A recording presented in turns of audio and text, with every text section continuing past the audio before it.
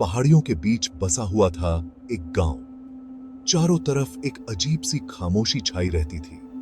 गांव वालों के चेहरे डर से पड़े हुए थे। वो एक शापित जंगल के किस्से फुसफुसाते थे। एक ऐसी जगह जहां अंधेरा राज करता था, जहां परछाइयां हवा के साथ नाचती थीं। उस जंगल को मना किया गया था, ऐसा वो कहते थे, एक प्राचीन श्राप से सुरक्षित। जिन्होंने भी अंदर जाने की हिम्मत की, वो कभी वापस नहीं आए। परछाइयों में खो गए, हमेशा के लिए। उनकी आत्माएं उस भूतिया खामोशी में कैद हो गईं। बुजुर्ग एक हवेली के बारे में बताते थे। जंगल के बीचों बीच एक हवेली जो कभी भव्य थी, अब एक खंडहर बन चुकी है। उसकी दीवारें प्रताड़ित आत्माओं के रोने की आवाज से गूंजती हैं। गांव वाले जवानों को चेतावनी देते थे, शापित जंगल से दूर रहो। कभी भी उत्सुकता को अपने बेहतर निर्णय पर हावी मत होने दो, क्योंकि जंगल राज छुपाता है। ऐसे राज जिन्हें अछूता ही रहने देना बेहतर है। नहीं, अछूता ही था साई आदि की सम अहिरी थी ही। चार दोस्त जिनका बंधन अटूट था।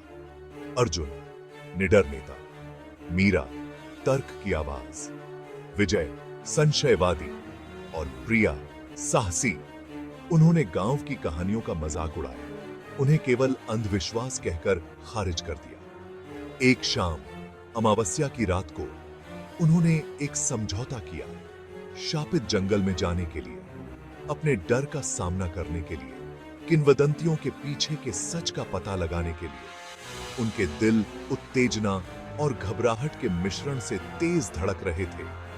उन्होंने खुद को साहस से लैस किया और एक अकेला लालटेन अंधेरे को भेदने के लिए। उन्हें क्या पता था, जंगल राज छुपाता है।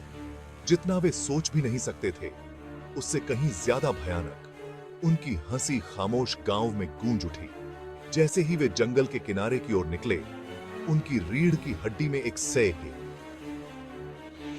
सिहरन दौड़ गई, मानो जंगल खुद उनकी हरकत पर नजर रखे हुए हो। जंगल एक जीवित सांस लेने वाली हस्ती।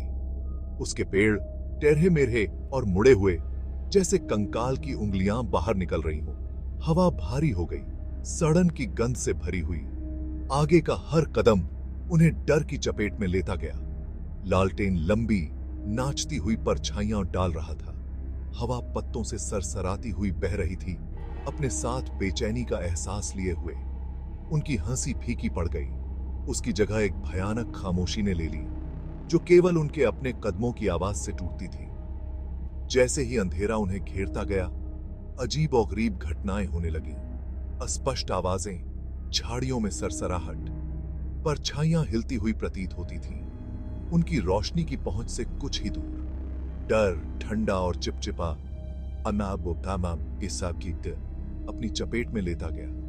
वे और अंदर और गहराई में जाते गए। जंगल मानो उनके चारों ओर सिमटता जा रहा था, अंधेरे की एक भूल भुलैया जहां से कोई रास्ता नहीं निकलता। उनका दृढ़ संकल्प डगमगाने लगा, लेकिन वे आगे बढ़ते रहे। उनका समझौता उन्हें एक साथ बांधे हुए था। घने अंधेरे से उन्होंने उसे देखा, एक विशाल संरचना। अमावस्या की रात में आकाश के सामने एक सिलहूट हवेली। इसकी खिड़कियां अंधेरी और खाली, किसी शिकारी की आंखों की तरह। इस नजारे ने उनकी रीढ़ की हड्डी में सिहरन भेज दी। जैसे जैसे वे पास आते गए, हवेली और करीब आती दिखाई दी।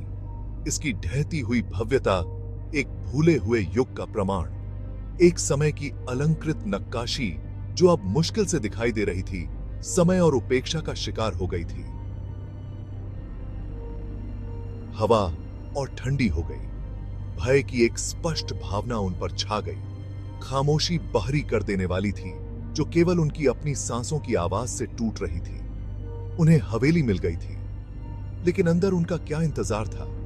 भारी ओक का दरवाजा चरमराता हुआ खुला, मानो उन्हें अंदर बुला रहा हो। सड़न और धूल की एक तीखी गंध उनकी इंद्रियों पर हावी हो गई। वे अंदर कदम रखते ही उनके दिल एक साथ धड़कने लगे। हवेली ने उनका स्वागत किया था। हवेली ने उनका तीम बेसी।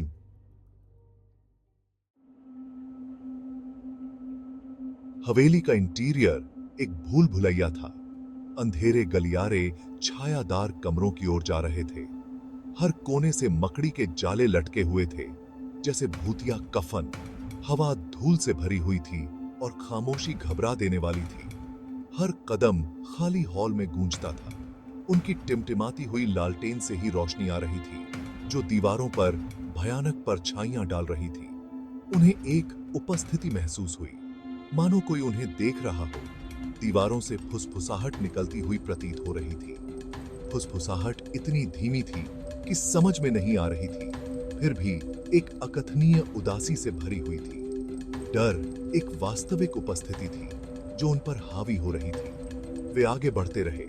उनकी जिज्ञासा उनके डर पर भारी पड़ रही थी। वे जिस कमरे में प्रवेश करते थे वह क्षय और परित्याग का प्रमाण था।